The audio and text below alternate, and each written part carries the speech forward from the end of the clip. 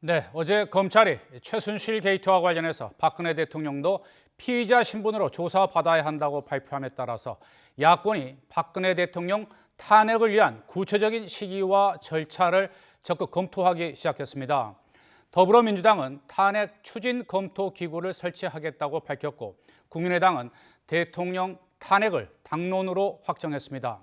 그러나 새누리당의 이정현 대표는 탄핵 사유를 제대로 제시하고 끝까지 추진해보라면서 야당을 쏘아붙였습니다. 국회 취재기자 연결합니다. 안윤학 기자.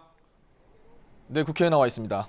네, 야권이 어제 대선 주자 모임 이후로 대통령 탄핵을 위한 본격적인 절차에 나서는 모습이군요. 네, 그렇습니다. 먼저 민주당 추미애 대표가 탄핵 시기와 추진 방안을 검토하기 위한 탄핵 추진 검토기구를 설치하겠다고 말했습니다.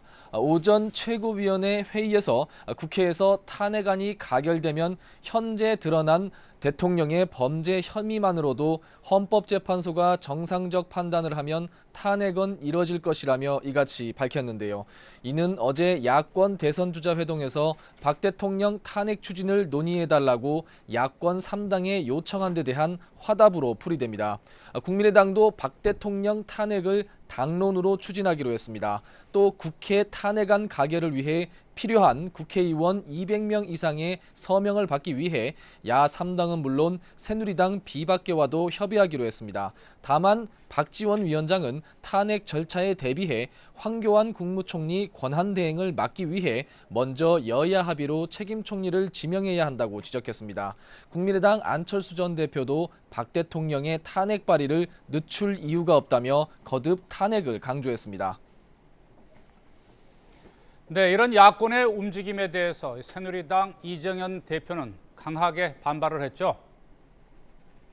네, 그렇습니다. 새누리당 이정현 대표도 오늘 오전 최고위원회 회의에서 야권을 향해 어떤 법률과 헌법으로 탄핵의 사유가 되는지 제대로 제시하고 탄핵을 끝까지 추진하라고 맞받았습니다. 이 대표는 더욱 기가 막힌 것은 탄핵한다고 하고 하야하라고 하면서 대통령과는 영수회담을 해 거국 중립내각을 구성한다고 말한다며 상식적으로 불가능한 일을 하겠다는 것이냐고 비판했습니다. 이정현 대표는 또 지난주 박명재 전 사무총장 사퇴로 공석이 된 사무총장 자리에 친박계 박맹우 의원을 앉히면서 현 정국에 대한 정면 돌파 의지를 내비쳤습니다. 이런 가운데 이정현 대표 등 친박계 지도부 사퇴를 주장해온 새누리당 김용태 의원이 YTN과의 통화에서 내일 오후나 모레 아침에 탈당하겠다며 탈당 시점을 못 박았습니다. 또 최근 탈당설이 제기돼온 남경필 경기도지사와 동반 탈당할 뜻을 전했는데요. 김용태 의원은 새누리당을 깨고 보수 세력을 새롭게 재정비하는 일에 나서겠다며 이같이 말했습니다. 이들의 탈당이 그러나 연쇄 탈당으로 이어질지는 아직 추가 탈당을 결심한 의원들이 나오지 않아 상황을 조금 더 지켜봐야 할 것 같습니다.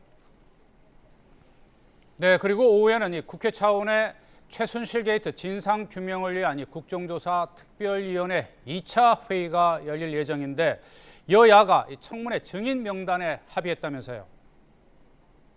네, 그렇습니다. 오후에 열릴 전체 회의를 앞두고 일단 여야 3당의 간사단이 국회의원회관에서 모였습니다. 이들은 조금 전에 국회 브리핑을 열고 최순실, 차은택, 고영택 씨와 함께 이재용 삼성그룹 부회장 등 8대 그룹 총수 등 21명을 증인으로 채택하기로 합의했습니다.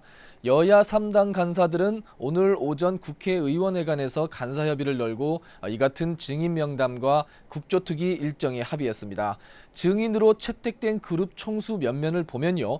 이재용 삼성전자 부회장과 정몽구 현대차그룹 회장, 최태원 SK 회장, 구본무 LG그룹 회장, 신동빈 롯데그룹 회장, 김승현 하나그룹 회장, 조양호 한진그룹 회장, 그리고 송경식 CJ그룹 회장 등입니다. 또 허창수 정경련 회장과 이승철 상근 부회장도 함께 증인으로 채택됐습니다. 여야는 또 박 대통령 증인 채택 문제에 대해서도 논의했지만 여야 의견이 엇갈려 결론을 내리지 못한 것으로 전해졌습니다. 특위는 이와 함께 대통령 대리 처방 의혹을 받는 차움, 김영재 의원과 강남보건소 등에 대해 현장 조사도 실시하기로 합의했습니다. 지금까지 국회에서 YTN 안유락입니다.